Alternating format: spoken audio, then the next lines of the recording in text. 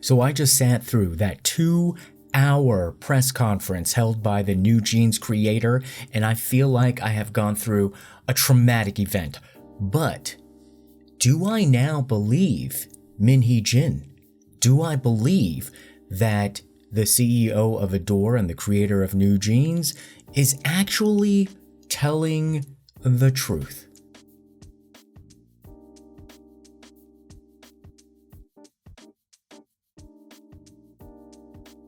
Hybe has filed a police report against its own creator of New Jeans. They filed the police report for breach of trust, and essentially they are saying that she committed a crime. So this is a criminal filing with the police. And essentially it's more of like an economic crime because they're claiming that what she did damaged the company. And they say that they have concrete evidence confirming a spin-off scheme under the leadership of Ador CEO Min Hee-jin. Some of you were asking and wondering, like, how is this even possible for her to take over Ador? So it's not like she's trying to take over Hybe. She's trying to, it's being alleged, is that she is trying to take over Ador. And essentially you could kind of think of it as, instead of like a hostile takeover of like the Hybe company, it's more of like a hostile runaway. She wants to spin off. It's sort of like maybe a kid wanting to run away, but they want to run away with the checkbook. So she is being accused of hatching a plot, making very concrete steps in that direction. And a lot of you guys have asked, what does it really mean that she's trying to take over the company? Because that's impossible, because she only has 18% and then one of her deputies has 2%. So that's only 20%. How is that even possible? So Hybe just sounds like they're out of order, or it doesn't make sense like what they're saying. No, actually what the case is not like she's trying to do a hostile spin-off with just 20%. She's hatching a plan so that she can get at least 50.1%. And therefore, then she can start instituting the rest of the schemes where she could just run off with New Jeans. Or she can cancel all the contracts and pay the penalty because she's found some investors who's willing to say, like, yeah, you know what? Like, we can own a piece of New Jeans and, we'll just pay your fines. Hey, let's try to work something out. That's what she's being accused of, is that she's been setting up the money, the financing to do either one or to do many other options. Now, there is smoking gun evidence that they were able to find through digital forensics, because her deputies handed over their electronic devices, but she still hasn't turned in her laptop. And so there are two critical pieces of evidence that I think basically gave Hybe the confidence to file the police report, and where it looks like she's kind of guilty. So they filed that police report, and then about 7 hours later, we have this press conference, this last-minute emergency press conference called by Min Hee-jin. So she went out there in front of all the cameras and reporters to tell her side of the story, and it was like some meandering over 2-hour affair with her two lawyers. Now, you may have seen some articles saying that, oh, she won over the Korean crowd, like Koreans are on her side because of this press conference. I don't think that's really true. I think that those few little surveys can be, highly manipulated. Because if you looked at the live chat, oh my God, people were reacting all sorts of ways. So, let me give you some of the immediate statements and reactions, because you're not going to get a lot of answers from her press conference. So Hybe issued a notice, and they basically said that there was so much stuff that she said that she was just spinning tails. I'll actually post the official one, but basically they were just saying like she distorted facts, she mixed up the timeline, and she presented her characteristic distorted way of interpretation. So that should give you a clue right there how they feel and how, if they are telling the truth, what kind of environment there was in the office. And they said, Hybe said, well, we can refute the claims, but we're not going to go through it one by one because it is just exhausting and it's not even worth responding to.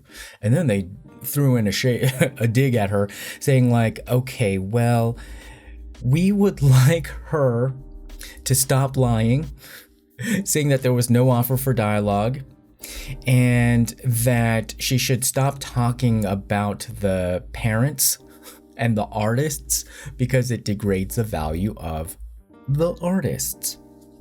Now, this is the shadiest response. So you know how one of the big cruxes of this weird conflict between Hybe, which is essentially saying like, you know, she is about to commit some like economic crime, and then her saying like, oh, well, it's all because like everyone's copying me, including Illit, or especially Illit. So Illit's creative director posted this Instagram photo while the press conference was going on. Her name is Hye-jin, and you know, Hye-jin means sophisticated and elegant in Korean. So she very gracefully put her hand in some lace and gave the middle finger. We don't really know at who, and it's not captioned, but does it really need any more explanation? Now, even throughout this long press conference, her lawyers were gagging throughout the whole thing. She constantly interrupted her own lawyers even. She as in Ms. Min, used profanity and essentially like this kind of low-class language where, you know, my mom says that, you know, it's basically an indication that you really haven't been educated beyond perhaps middle school. So it was very odd that she was being very kind of crass and crude, and a lot of Korean people would not respond well to that. Other people might be like, well, that's kind of cool, she's like bucking the system. And she would actually, in that sense, like, I would be probably somebody who is more inclined to be very receptive to this kind of a performance. You know, she's calling people out, she's spilling the tea, she's naming the names, she's challenging the system, she's even cussing. Okay, I can appreciate that, you know, I enjoy that, I root for that, but it has to be because the person doing all of that is exhibiting a lot of courage and bravery to tell the truth. And it actually felt like the opposite to me. Like she was hiding. She was not telling the truth. She was actually being more of kind of like, not like, I don't want to say coward, but covering her bases to try to get out of something. And her explanations, the thing that drives me up the wall, is that it's almost as if she's like, dig there. Yeah, that's where the answer is. And then I'll dig over there. No, now dig over there. Meanwhile, your brain is trying to dig and process and understand what she's saying. She's just taking you to all these different places that don't seem to connect and have you use your mental energy to dig for the truth. And and you never get anything at the end.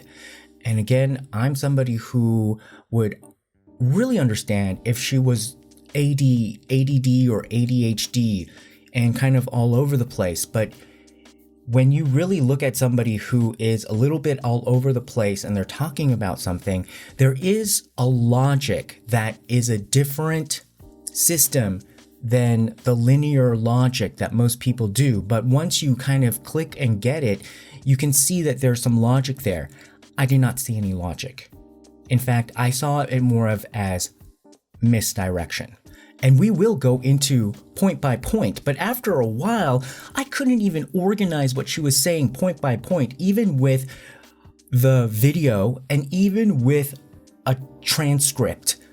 And what I did not like was she constantly does this shaking of the hand to kind of make her point. And she's not even talking to somebody, it's a monologue, but she's still doing this. And when I was in Korea, 9 times out of 10, this was usually used when you were about to be manipulated, gaslit, or misdirected, or somebody else is just reinterpreting the facts that's going to be detrimental to you and beneficial to them. So I want to try to look at this in a fair way.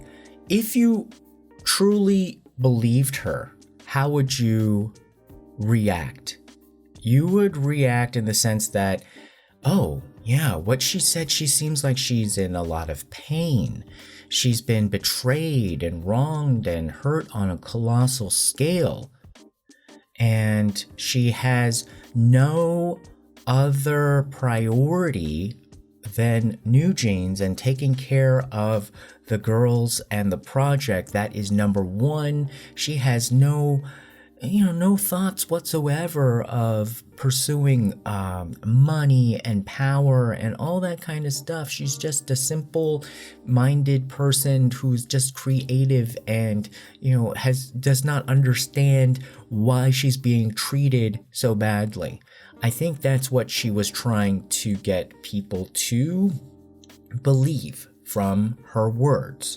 But the funny thing is, even if I 100% believed her, I would think that what she said in this press conference only proves to me that she has been betrayed and wronged to such a huge extent that anybody would want to leave. So why isn't she leaving? Anybody would want to take revenge. So why is she saying that she's not,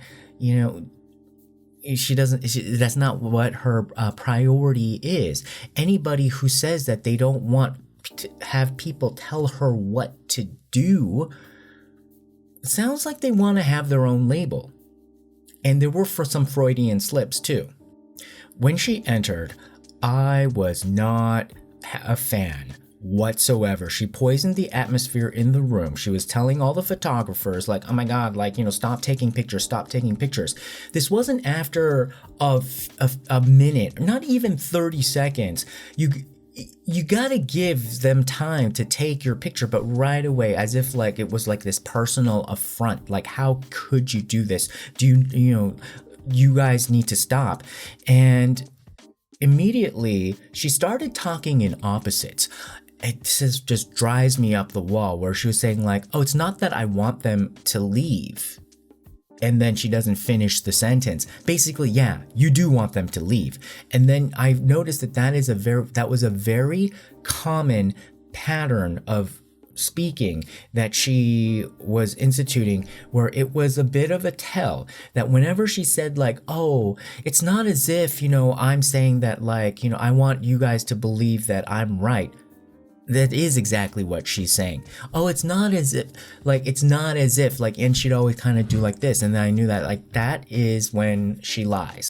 She even told the photo reporters, it feels like you don't treat me like a person. I keep thinking, do you guys want me to die? Will people be happy if I die? You just like took it way to like some weird level that a lot of people with narcissistic personality disorder just kind of do. She, of all people, should understand that the reporters came out at the last minute for her press conference to hear her side, to take her image and give her an opportunity. And then she's just like feeling so offended by the photographers. She could have just waited a little bit. She could have just sucked it up, because she requested the press conference. They need to take pictures. How else are you going to do your job as a print publication? They need to take the pictures. Then you can kind of say, okay, now that you've, taken your pictures, let's move on to the interview. And I can't be blinded, and, all the clicks are gonna distract me. She could have done that. She didn't. She acted like a diva, but one of these victim divas. There was also a lot of fluff in what she was saying and not much action in the plot, but yet she was so emotional and crying. But there were not really any tears, and it didn't seem like somebody who was actually truly crying. Like, she seemed like, there's all this crying, and then like after like 2 or 3 minutes of that, then to the next question, like some reporter's like, oh, is it, can you go on? She's like, oh, I can go on. I can continue on for a long time, as long as it's necessary. Dude, just did not seem true. And the emotional intensity of what she was describing just didn't match up. It was just like way too, like she was trying to make much bigger deal out of something that was supposedly some sort of like attack against her. It just didn't make sense. And somebody who just like speaks like low class like that, and it's not even really that funny, it's not really truthful, and she's always going like, if you play this press conference and you just hold it up to the wall, and if you listened on the other side of the wall, swear you think like somebody's having a real argument, or a mom just one of those monologue moms that just talk, you think that like, yeah, that makes sense, it should be coming from somebody's living room. She was doing this style at a press conference. Okay, I wanted to give you the broad analysis before going point by point, because if you just want to stop here and not go into crazy land and not have your brain fried from the loop-de-loop of her reactions, this is your chance. But if you want to see like why this was so traumatic for me to just even watch and try to analyze, well, let's get started right into it, into the laptop. So she doesn't answer the question like, why did she not turn in her laptop? Because that's where the evidence, the bulk of it, came out from the other executives. And she said, oh, they took the vice CEO's laptop and they took the conversations that I had with them. And then she went into like, this feels so bad against me. Like, this is a scam. I'm like the sinner.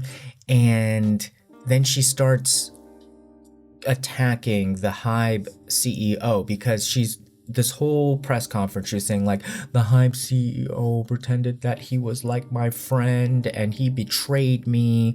And so she starts talking about that, and then she starts talking about like, oh, she made the internal report, or basically like she wrote a report saying like, I don't like how everybody's copying me and stuff like that. And apparently there were some other things that we don't have privy to. And then that was how she answered the question, saying like, oh, this was a betrayal. Like, why did you not return your laptop? Then the answer is, this has been such a betrayal against me. I don't know why my former friend, the CEO, has turned on me. Then she said like, you know what, I'm being smeared. Hybe is the bully, but what they're saying is a lie, and they're trying to put me into a frame. So that was one of her themes. She's just like, I'm trying to not be mischaracterized. And then she kind of said like, my whole life I've been breaking out of frames, and that's kind of like how, who I am. Lady, we didn't ask for your like artistic manifesto or like your origin story. It's more of like, did you really do the things that they're saying you did? And so then she's saying like, oh yeah, like some of our conversations that may have made me look bad, like, they were they were cut out selectively. So then she brought all these Kakao Talk messages to try to say like, see, they manipulated what you saw. This is the full message. And yes, some of what we said was like, out of line, but that's our humor, that's our intimacy, that's like, we were close. But you see a lot of these Kakao Talk messages that she brought up, and they are just like novels of monologues on her side, and little like one word or emoticon like responses like LOL on the other person's side. And it was very clear that the other person that she was talking to is more of like, geez, like, I ain't getting, let's try to like stay away from this as much as possible and just kind of give just, enough of what I need to kind of, move it along because this is all crazy. And so she was just like saying all this kind of stuff like, yeah, but that's what you're saying. We need to know like what the other people are saying as well. So it didn't really work. Now, the question came up about the shares, like taking over the company is impossible because Hybe has 80% of the shares. Not mentioning the fact that, yeah, everybody knows that, but the thing that you're being accused of is hatching a plan so that eventually Hybe does not have 80% of the shares. You end up with 50% or more of the shares that leads to a situation where then you are fully in control. So there was one Kakao Talk conversation where the deputy was outlining like the year 2025 plan to take over management control over Ador and leave Hybe. They were using calculations with like puts and options and stock trades. So this is mere kind of like, I hate it here, let's just leave. This is more like, okay, there's this option for, hatching our plan. So put option percentage, like I'll post it, but it's very specific. It's very calculated, and it has a timeline of when the dominoes should fall into place. And essentially they're trying to use some sort of financial engineering based on some financing or like stock option kind of like trades, like, that financial stuff that people do, and her existing stock options, and then try to make a door like an empty shell, they called it, like worthless, and then seek some way to buy it out or kind of force Hybe's hand to say like, okay, fine, let's get rid of Ador, and so that they could get it at a reasonable price. And then the end result in this whole little synopsis was that the head of Ador would be Min Hee-jin, and they would be able to go wherever they want. And the critical part is the last thing, where they said the leftover percentage that was not able to be sold becomes useful again. Now, this is something that actually Min Hee-jin should not have disclosed in the press conference. Her lawyers did not want her to say this because it connected the dot. It connected the dot of like, what does this mean? What does this last thing mean? And is it very significant? Essentially what she said in the press conference was that under her 18% that she's got, 5% of the stocks are essentially just stuck. Like, she cannot sell them, she can't do anything with them, and she wanted to bring it up by saying like, look at this is so unfair. Hybe has been treating me unfair. This deal was kind of shoddy because it's like a slave contract. Like, I'm under a slave contract as sort of kind of like an owner, where like my Ador could never leave Hybe because this 5% was kind of stuck there. And in this calculation, so if the 5% you can't sell it, that means you can't get any money for it. It's just not useful. And here they said, if this happens, the leftover percentage that wasn't able to be sold in the past becomes useful again. And then Min Hee-jin's response was, wow, awesome.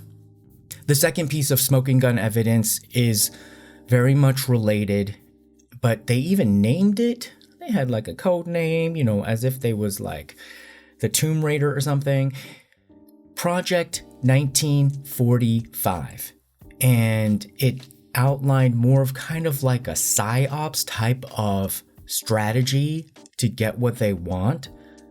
The staff is supposed to gather hostile information about Hybe, and that would be used to pressure, essentially like intimidate, blackmail, whatever, pressure Hybe into selling shares of Ador. It has things concerning lawsuits, civil suits, media play plans. And so this is more than just what Min Hee-jin sort of answered as not direct answers, but sort of answers saying like, oh, we joke around when we are stressed out. And so she's trying to say that these documented plans were just sort of like jokes that the deputy wrote down as just like kind of his own thoughts. So he's saying like, its story seems to be shifting. That's another red flag. Like, is it just his thoughts? Because I've heard in some reports, oh, it's just his thoughts. Or no, they weren't my thoughts. They were just, like the CEO Min's thoughts, and I was just writing them down.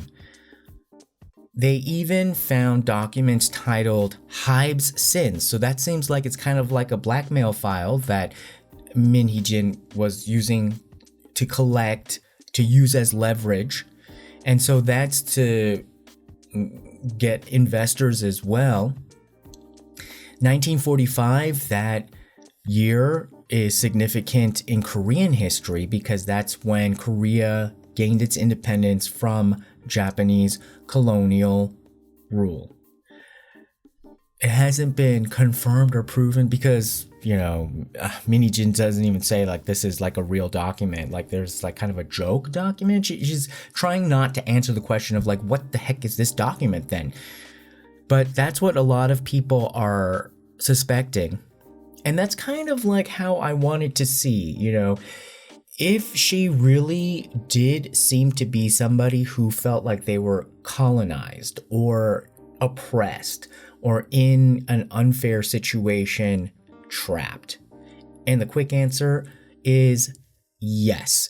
She thought that she was trying to indicate that she has no plans to escape or to take over full control over Ador, but the way that she went about it made it seem like she really would. Like she really would have a bone to pick and an axe to grind against Hybe. And the reason why I think she kind of messed up here in a lot of places and exposed her hand is that in the end she was also saying like, you know what, like, yes, we would love to still stay part of Hybe. I never wanted to leave. I just want them to not get in my way, as if that's her own company. She filed this whole internal report and she's like, they weren't listening to me, so I had to write this report. This is not your company. If you want to, of course, say what you have to say, why not? But if you don't like the answer that comes back, and if it's no, even if it is sort of unfair, perhaps, because she was kind of complaining about like she had to do what she wanted to do, to make her project successful, which makes sense. But she's part of an overall corporation. And so a lot of it, I think, was like scheduling. And so she was mad that New Jeans was pushed back behind Le Seraphim. And so she was just like, how can you treat me like this? On the other hand, if you weren't even in Hybe, there would be no schedule for you to be following right behind. You wouldn't have a schedule. You wouldn't have a group. You wouldn't have a complaint. You'd be at the McDonald's. Now, the lawyer's response was really sus. So she said there was no attempt to take over the company. Only when there is a specific and solid plan made and that can be executed is when it can become a crime. So she kind of intimated that they were plotting. At the end of this 2 hours, the lawyer again reiterated this, and I think one of the reporters caught on. They were just like trying to clarify, like, so was there a plot? Like, were they planning? She's like, no, there was no planning. And she's looking at it from just of course she's a lawyer, the legal case. If you want to be then taken by the police for a criminal crime of breach of trust, you either have to do it or sort of like in the sense of like she gave the analogy of attempted murder. if you hatch a plan that's specific and something that you can do, you can also go to jail over the plan, the plotting. But you can't go to jail if, just say like, oh man, I just want to kill that, person, like this is annoying me. So the lawyers are saying like there really is no plan. But then what we saw from the smoking gun evidence from their laptops is that there was a very specific and executable plan. And so then that then becomes something for the police and prosecutors to decide. Okay, this is painful, but I want to make it easy and clear for you and give you the roadmap of where we're going, because she went all over the place. And this is now when she's sort of talking about source music, Le Sserafin, Ador. I want to say what I most got out of it was a close indication of how the Ador origin story was formed. Because it wasn't very clear like how she suddenly, jumped from, she came in to be the chief branding officer, and then she became the head of Ador with New Jeans, and a lot of drama in between. Of course, there was a lot of drama in between. That's why she's not explaining it. So when she was trying to explain it from her case, it was all repackaged. The mirrors were just all reorganized where she was the victim of it, and she's crying throughout this whole thing. She even started with her origin of SM to try to somewhat address like, did she get fired or not? Like, how did she leave? She basically said that she left in a good place. She said she told Isuman that she was going to leave because she wanted to do something new, and SM Entertainment was not the place where she can make it happen, and that she never wanted an executive position or to be kind of like at the head of something. But it doesn't match up with what she says later.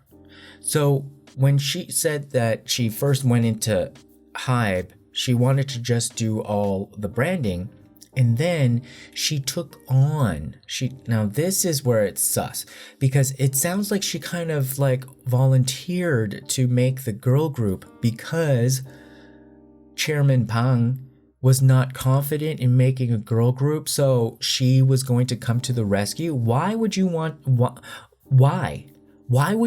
come to the rescue for that when you already have a huge job of branding Hybe? And especially from your perspective, you're just like, Hybe didn't really have any sufficient branding, all the subunit labels, they're really not, they're not up to the branding standard.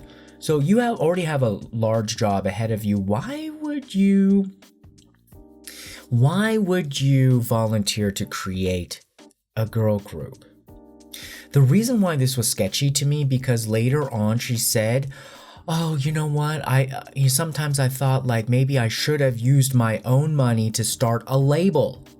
However, I joined Hybe because it had a structure and a team, a family, a system in place, and that it would be easier to pay people. Essentially, that there would be company money, not my money, going to start a label. She said like, once you start a label, you become poor. But then she's just saying like, oh, this is not all about the money. This is when I knew like there was something not fully transparent about her. When stuff like this, it just contradicts herself, like, and she can't remember, I think, the lie that she had a while back, because then it catches up with her just even in the same press conference. So then she claims that Chairman Bang was like, okay, it's really hard to make a girl group, so let's buy Source Music. They're already, it's kind of getting up and running with the girl groups, so let's buy that. And then she said, oh, I told him no at first, but I just wanted to be a team player because I was just new to the company. And then she said, like, I had nothing to do with disbanding G-Friend.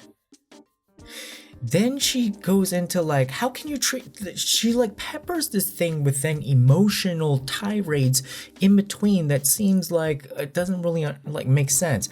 But in her way, like the timeline was like, okay, this is when the new CEO of Hybe came in, and he was like my age, and like we became friends, and that's why we talk so casually to each other, which is another code way of saying like that's what we're talking, that's why I talk like a sailor when you look at all of the evidence of the chats.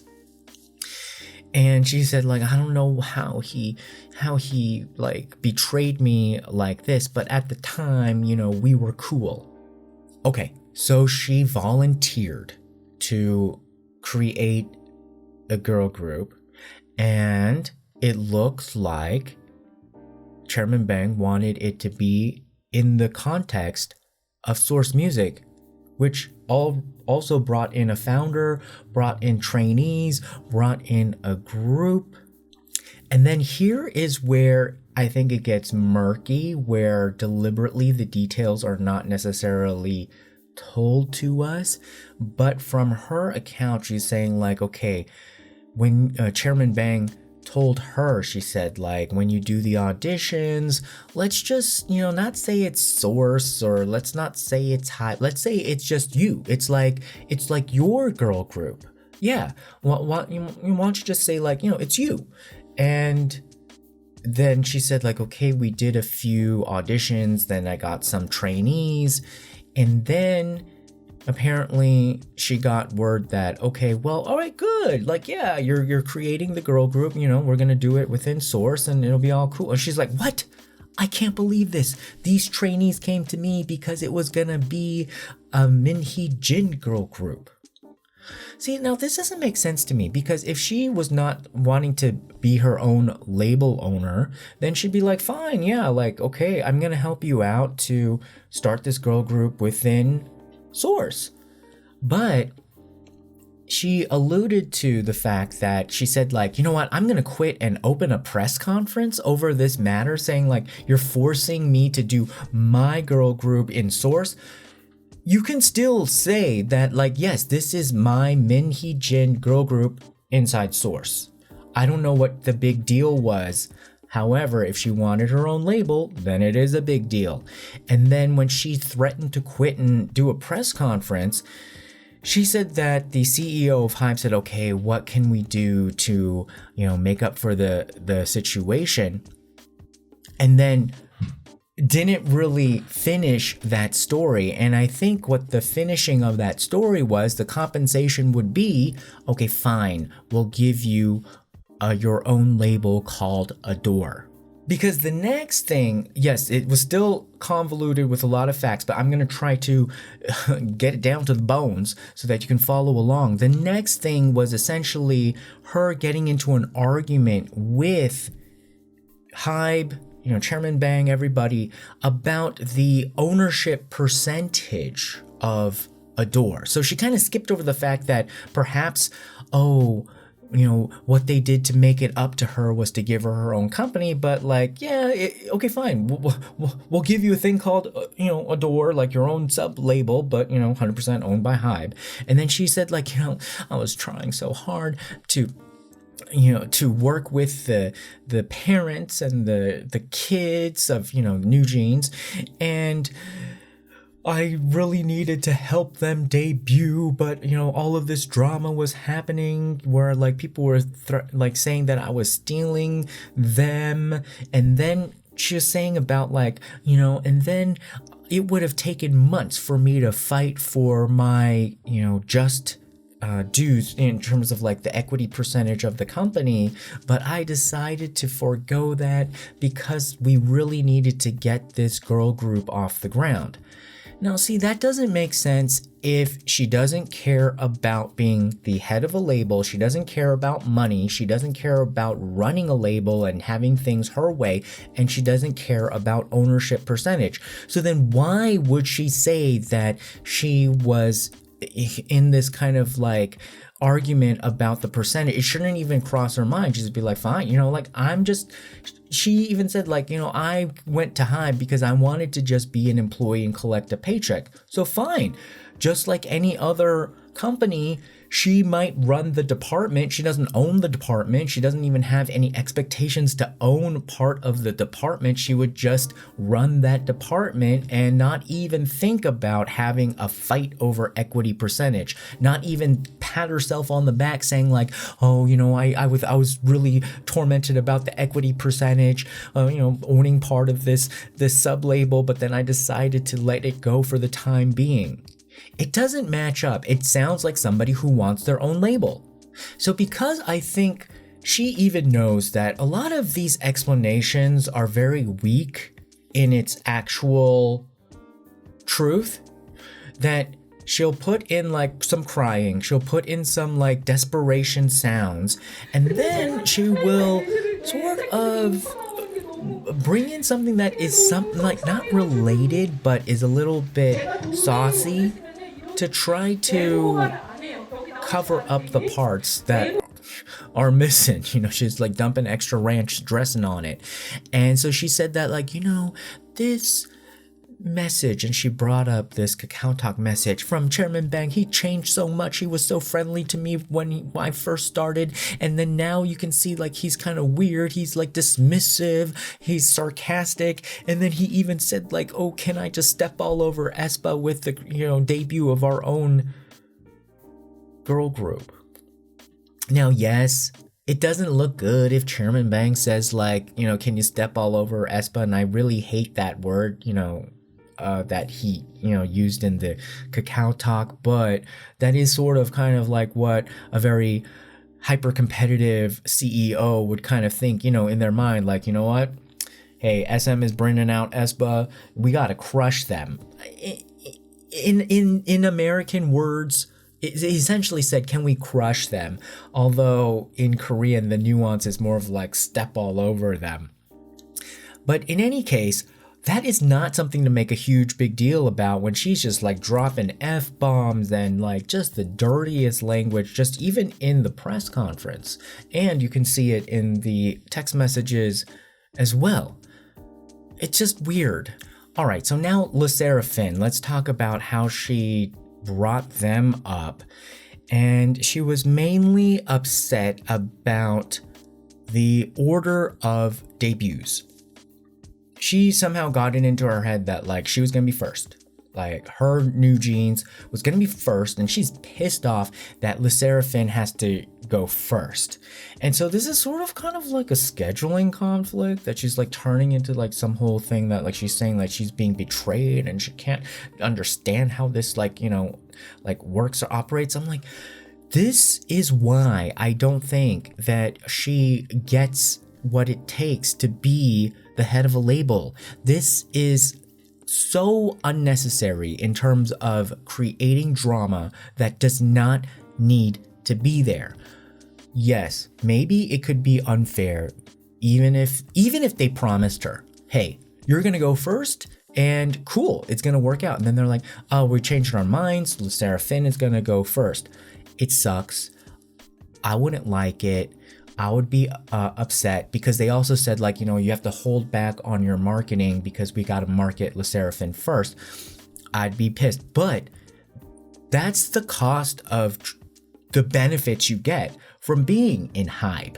So it's not just about you or your department, even if it's big, and it wasn't big at that time because she didn't debut, already acting like a diva. And if there is some other bigger corporate objective for LE SSERAFIM to go first, even if they don't tell you, it sucks that if they didn't tell her, but I don't think she really asked because she just went into hysterics. She should have asked why, and is there a way to solve this problem, because waiting on promotion of new jeans is gonna hurt the debut. So what can we do? Think of it in solutions to this kind of problems where it's like a win-win, whereas like everything, which is kind of like, how can you do this to me? How can you do this to me? This is like, she's saying that she's a victim when she's always wanting to be, first for everything. And so she even intimated that the management wanted to make it seem as if Le Sserafin was her creation as well. So I don't know if that was actually a thing that they were, trying to do, or whether that was like, it could have happened for a multitude of reasons. She could have been so like pissed off that they were like, fine, we'll just call Le Sserafin yours as well. It could have been a compromise. It didn't necessarily have to be so underhanded. Even if it was underhanded, like, okay, fine, like, let's just pretend you're first, because we had a whole big hoopla about like your group coming out and like, your name, your brand. So, fine, let's just pretend Le Sserafin is something that you helped out on as well. And she's like, I can't do that. It's wrong.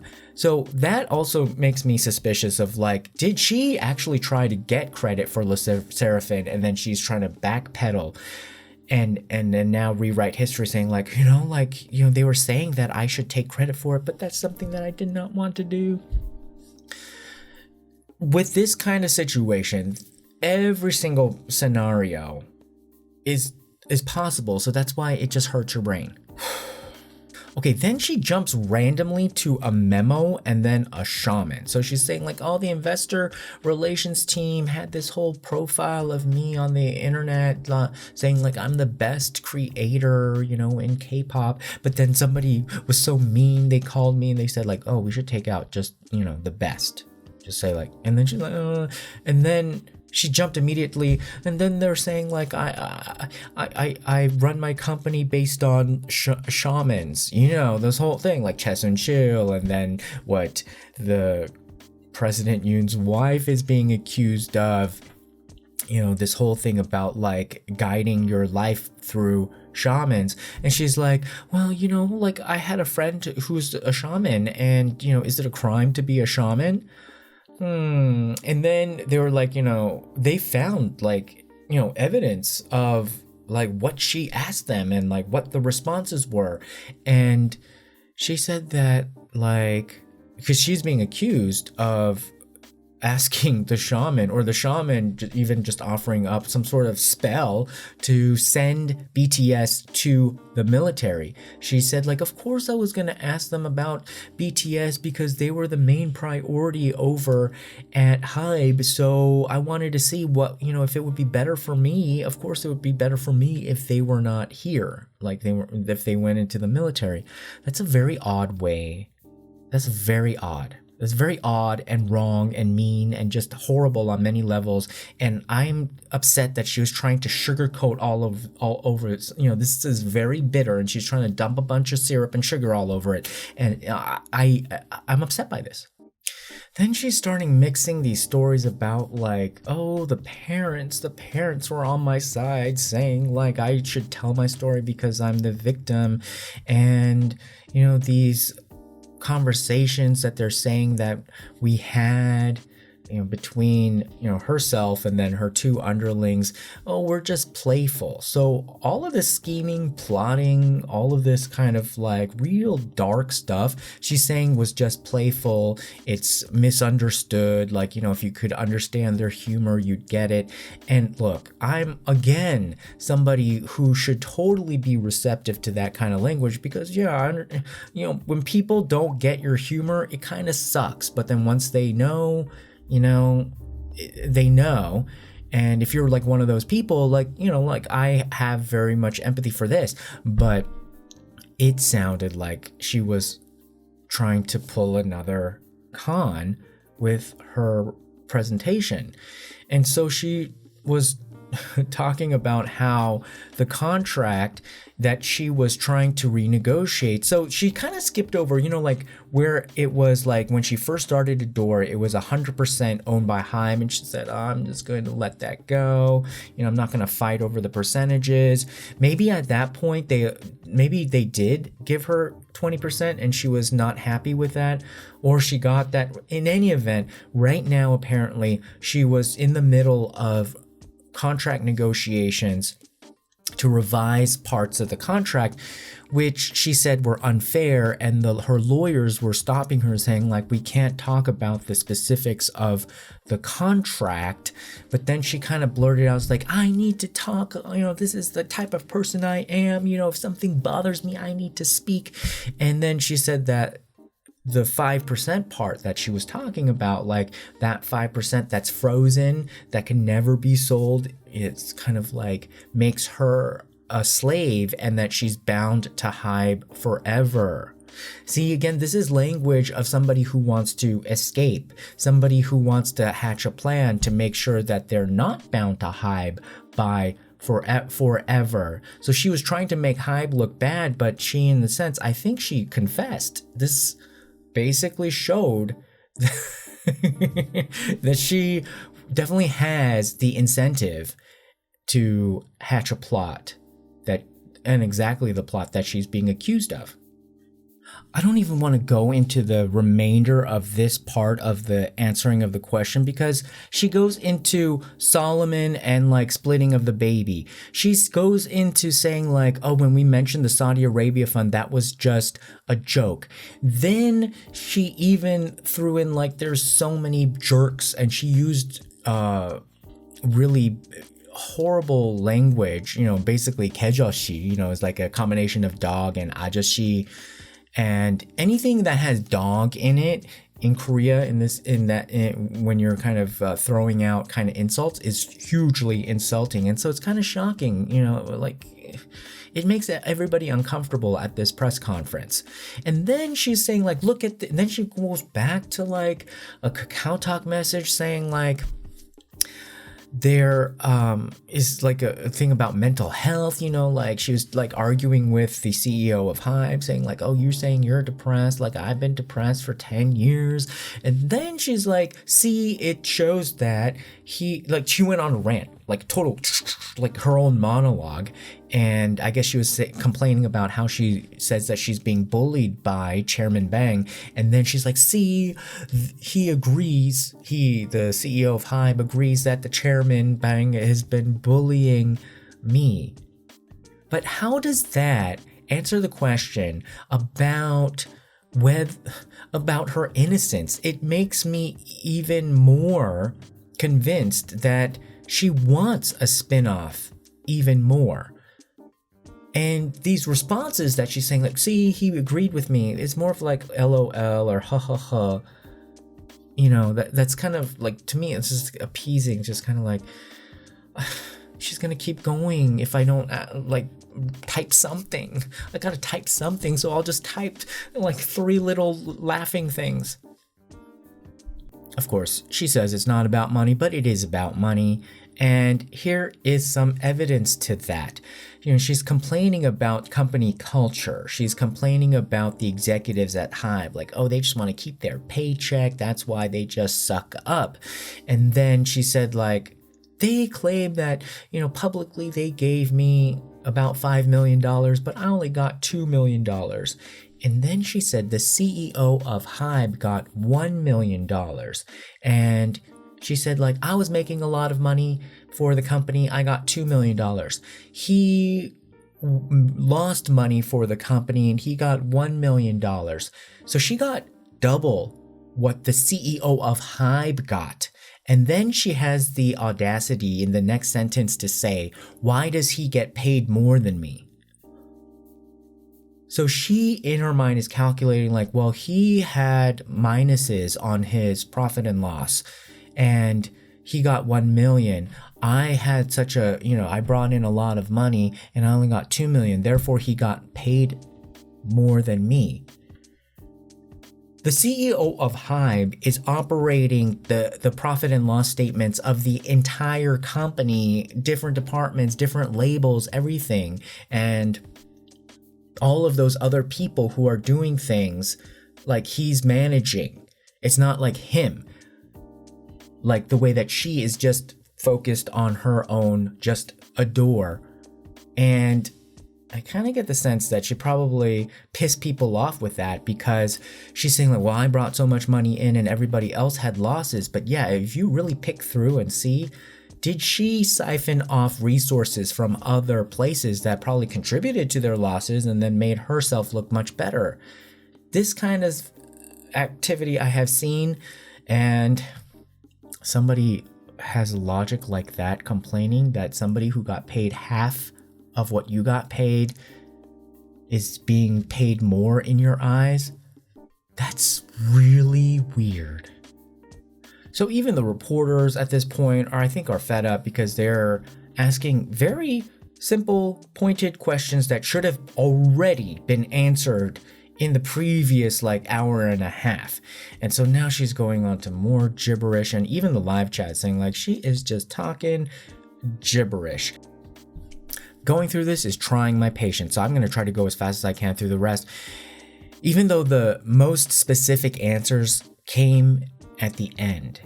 And one of the reporters asked, what about the multi-label system? This was whole presented to us that every label will have their independence. Does that really work or not? And she started saying something I think somewhat legitimate, saying there has to be good governance, and there has to be a way for the chairman not to put his fingers into everything. Although then she also said he ghosted me, he never talked to me, that sounds like he's very hands off. But she's saying that there has to be a good centralized system, but they have to let all the labels be autonomous and unique. And then she goes straight into saying Illit is copying us. This is so obvious. And then this thing really I was just what? Is she okay? She then started talking about photo cards. She was asked about multi-labeled, and then she started talking about photo cards and how photo cards these days are random gifts because, she was just what does that even mean? And then you can hear rumblings in the press pool because it was just crazy. And then she's saying at the end of this, after she talks about photo cards, she says what pisses me off most is that Hybe is taking credit for New Jeans. So she really does sound like somebody who wants her own label, because the last time she should check, her paychecks come from a company named Hybe. Then she's asked, are you going to step down? Because people want to know, why aren't you going to leave? A lot of people repeatedly are asking, are you leaving? Are you leaving? Are you leaving? And she's basically saying no, but running around the question. So this reporter unfortunately put two questions in one, and she only decided to answer the latter, which was, how are the members? She basically ignored are you going to step down? And then she's oh, the girls and I have a special relationship. They call me and they cry for 20 minutes and they're consoling me, and they're sad that they can't do more for me.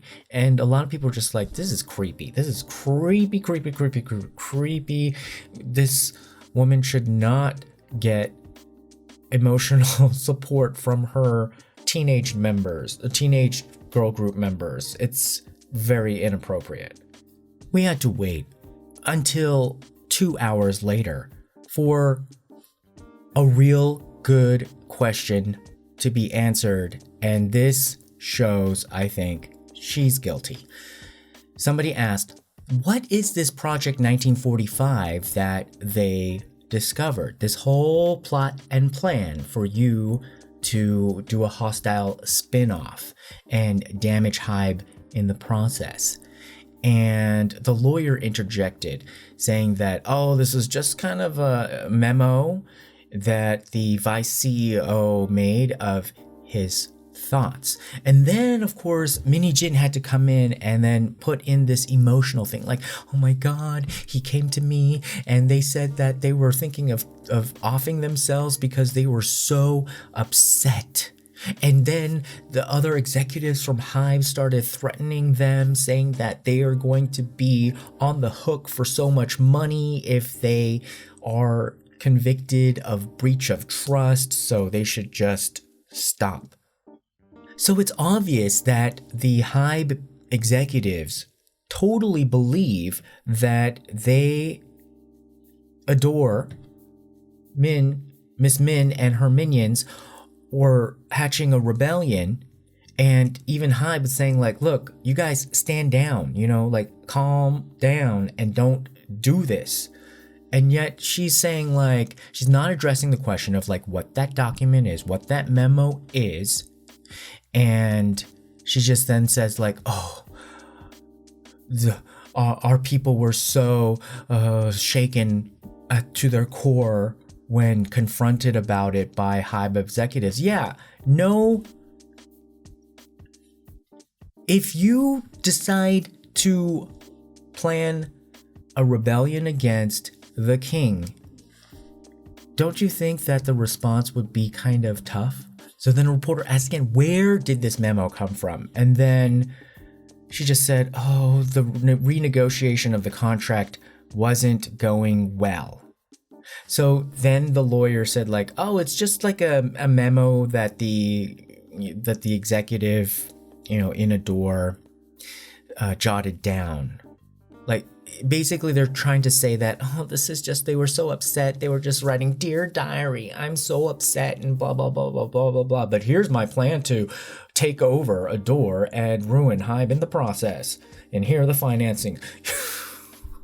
Dear diary. Then she just could not let the Illit thing go. She's saying like, oh, like when New Jeans started, we had a Chanel campaign. And then when Illit started, they had an acne campaign. Not acne as in like the skin, but it's a clothing brand. What? How is that copying? It's just good business practice, like to get a sponsorship. She's just taking this way too far about like, well, if you do it that way, like, oh my God, they're also drinking out of a straw.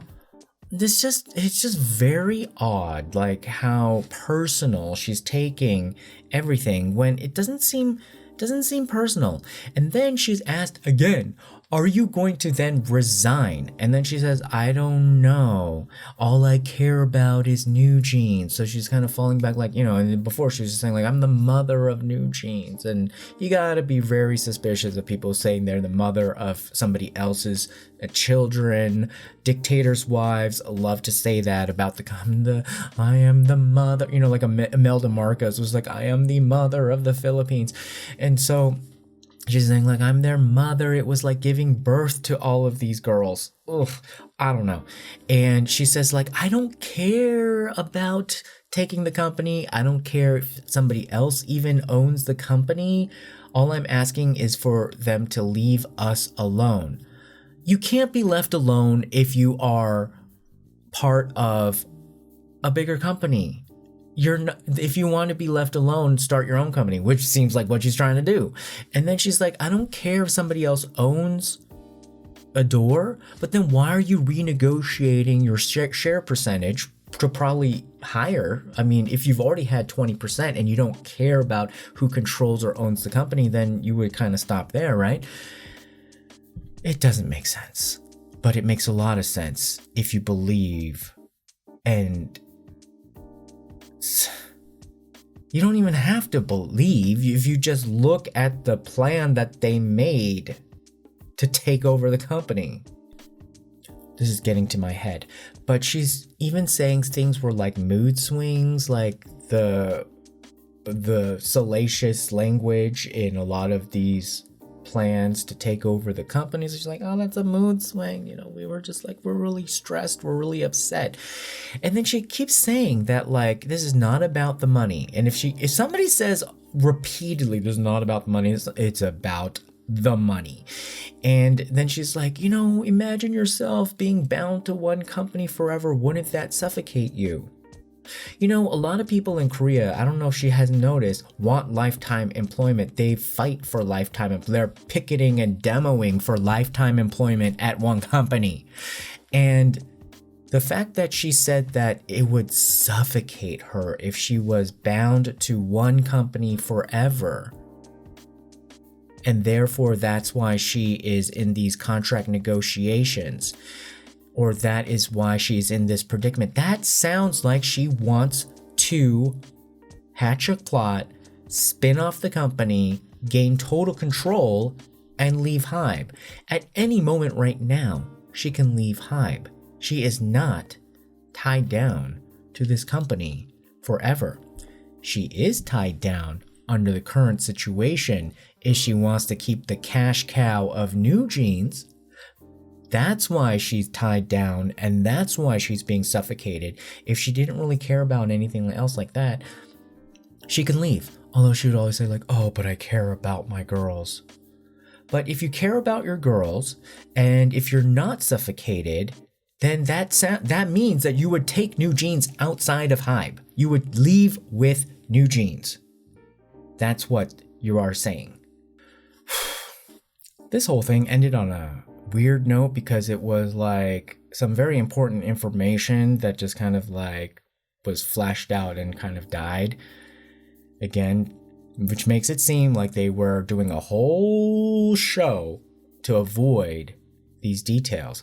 But basically, it seemed as if the lawyer was already with Miss Min renegotiating the contract. Then the Illit thing came up, and then the lawyer said, we don't want her to make this internal report complaining about all the copying, but she did it anyway. So she is actually saying that the internal report, that complaint about copying, is why Hybe is being so aggressive and mean to her. When you really think about then what she's saying is that because she made a complaint at work, that Hybe responded by creating this whole lie that she was going to manufacture some sort of rebellion and tried to damage the company by spinning off Ador and stealing New Jeans. Like that was their response. That's what she's saying, that she is being attacked by Hybe in that manner because she brought up the issue of she didn't want people to copy her stuff. When we went over in the last video what was really there to copy, when you brought some of the same, you pulled out your grab bag from the late 90s. We'll leave it there. All right, guys, what do you think? That was a lot. I feel traumatized again. I understand now why people have that reaction to her. All right, guys, like, share, and subscribe. See you again next time. Bye-bye.